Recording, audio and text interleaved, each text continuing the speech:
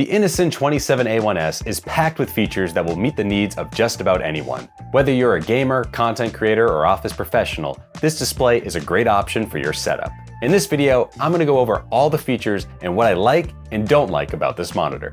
Full disclosure, Innocen did send me this display for review, but this video is not sponsored. Assembling the monitor is super quick and easy. There's a base and monitor arm that are installed with a single screw, and then the arm simply clicks right into the monitor. There's also 4 screws included that allow you to use a VESA mount instead. Also inside the box is an HDMI cable, DisplayPort cable, USB Type-C cable, USB Type-B cable, a power cable, and power adapter. Finally, there's an installation guide and a color calibration report. The Innocen 27A1S is a 27-inch monitor with a 16:9 aspect ratio and a resolution of 2560 by 1440.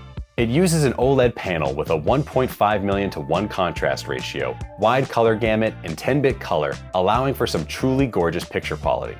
It supports up to a 240 Hz refresh rate and an insanely fast 0.03 millisecond response time. It also supports Adaptive Sync and G-Sync, making this display a great option for any competitive gamers. On the back of the display, there's 2 USB Type-A ports, a USB Type-B port, an HDMI port, 2 display ports, a 65-watt USB Type-C port, a 3.5mm audio jack, and finally, the power port. It's important to note the HDMI port is version 2.0, not 2.1. This means it only supports a 144 Hz refresh rate, whereas the display ports can output 240 Hz. The display is height, tilt, and swivel adjustable. 20-watt stereo speakers and a microphone array are built into the front of the display. On the back, there's LED atmosphere lights, and one really unique feature about this display is there's a 15-watt wireless charging pad built into the base of the monitor stand. So what have I enjoyed most about using this monitor? First is just the size of it. The screen real estate I have available to work with really surprised me. I've used large monitors before, including 27-inch iMacs, and perhaps I've just gotten really used to working off a 16-inch laptop display, but I honestly feel like I've never had this much space to work with when video editing. Using multiple apps on a desktop or in split-screen view feels more roomy and spacious than ever. It's even more surprising because this is a 1440p Quad HD display. It's not working with as many pixels as a Retina display or 4K display, but everything still looks nice and sharp. Now, if you do get up really close to it, you can definitely start to make out the pixels, but at normal viewing angles, I have no complaints. The quality of the OLED is another huge plus. It's the first time I've used a monitor where I feel like the colors and contrast are matching how my MacBook Pro looks. So working with both of these side by side is an absolute pleasure. Watching HDR movies on this display is also a delight. Now, this is branded as a gaming monitor, and it does include the refresh rate and response times gamers are going to want out of an OLED display.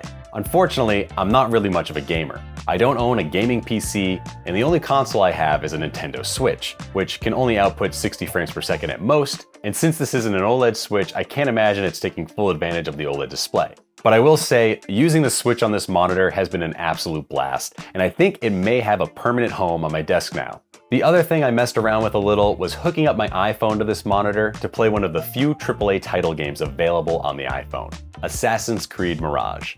I'm not sure what frame rate I was getting out of it, but the image quality and smoothness all looked really good to me.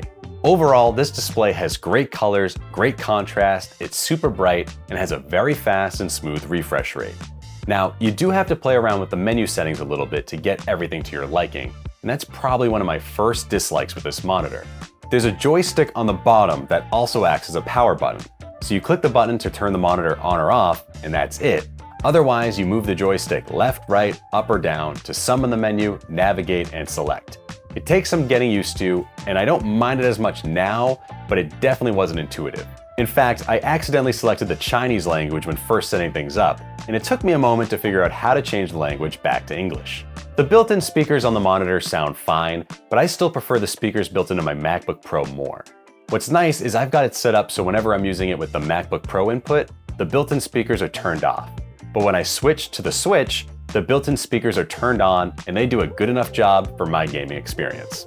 Here's a quick sound test to show you the difference.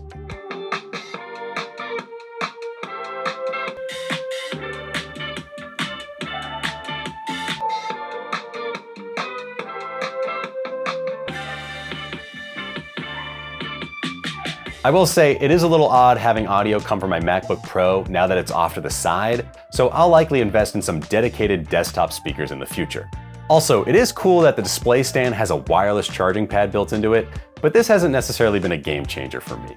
I like using a dedicated MagSafe charging stand for my iPhone so I can utilize standby, but if you've got a pair of earbuds or something with a wireless charging case, that's what this is perfect for. Now, the depth of this stand has been a little bit of an issue for me. I've got a sit and stand desk in this weird railing that juts from my wall, so I've got to be careful with how things hang off the end of my desk, and this forces the display to stick out a little bit closer to me than I would like.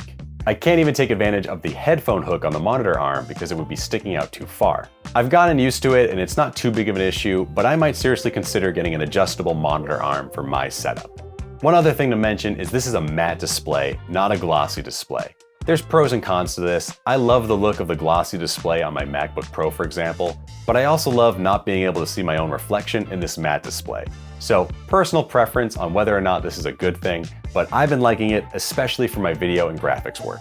This monitor is currently listed on Amazon for $549, and there's a $100 coupon that brings it down to $449. I think that's a great deal for this monitor, considering everything that's packed into it. If you want to learn more about my current desk setup, check out this video next, and if you have any questions, let me know down in the comments and I'll do my best to answer them. I'm Nick Bradley, thank you so much for watching.